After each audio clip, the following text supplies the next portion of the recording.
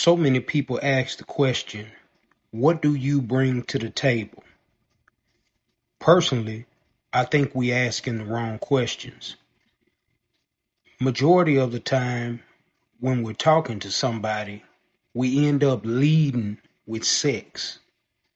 And if you lead with sex, then everything else that follow is going to be corruption. See, we don't want to get into the heartfelt questions.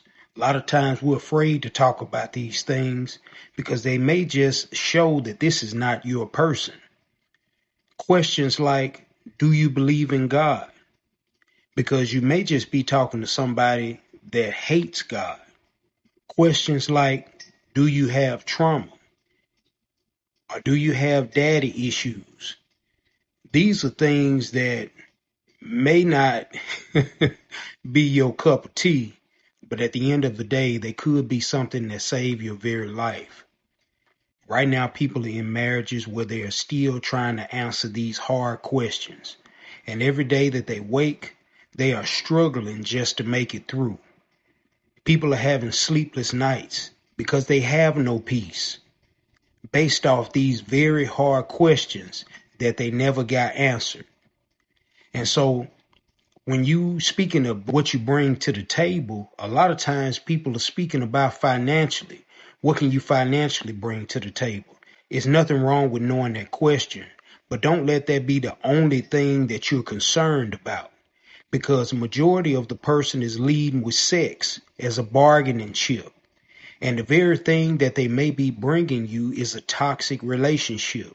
They may be bringing you heartache and pain. And that's the worst thing that a person can bring you. All that drama, you don't need it in your life. All that negativity, you don't need it in your life. The very things that God has in store for you can be stopped by the mate or the company that you keep. Which leads me to my next point. A lot of people are in situations where they are unequally yoked. And there is no way that light and dark mix together. They don't go. They don't mix. They will never be together. And so many people are in these type of situations, which is going to cause either you to grow and be a person of light, or you're going to grow and be a person of darkness. More so, it's always the latter. The things that you go through can transform you and turn you into a person you thought you'd never become. Things that you thought you never do, you will now do. This is why we speak about being strong in the faith.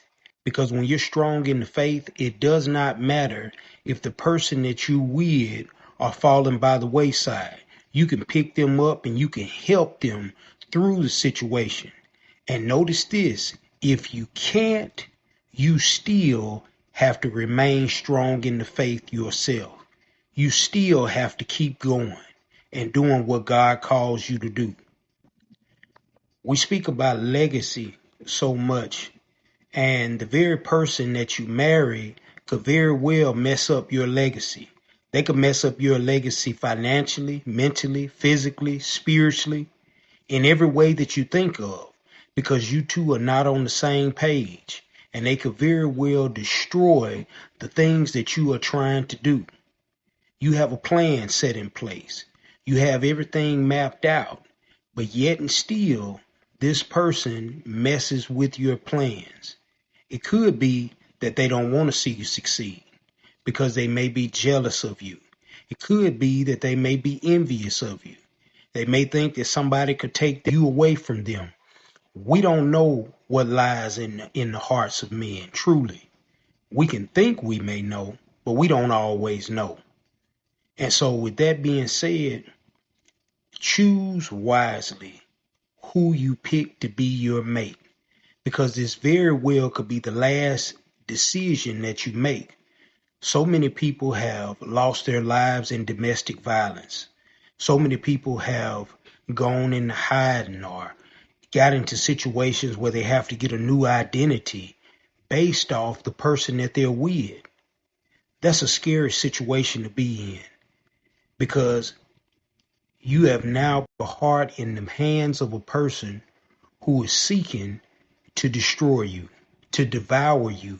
We have to be very, very careful. Some people have gone into drug addictions and gone into alcoholism because of their mate.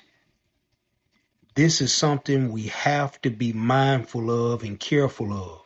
We won't know every single thing about a person because somebody can hide who they actually are. That's very true. But what we can do is know them by their fruit. Don't ignore the red flags. The red flags are set in place for a reason. And you can't just skip over those red flags. You got to pay attention. And when you pay attention, you will be able to know what this person's true intentions is. As always, my friends, y'all guard your heart. Keep your hearts right.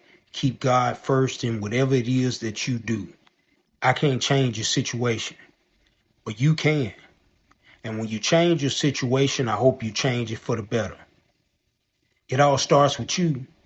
It all starts with me. So let it be legacy.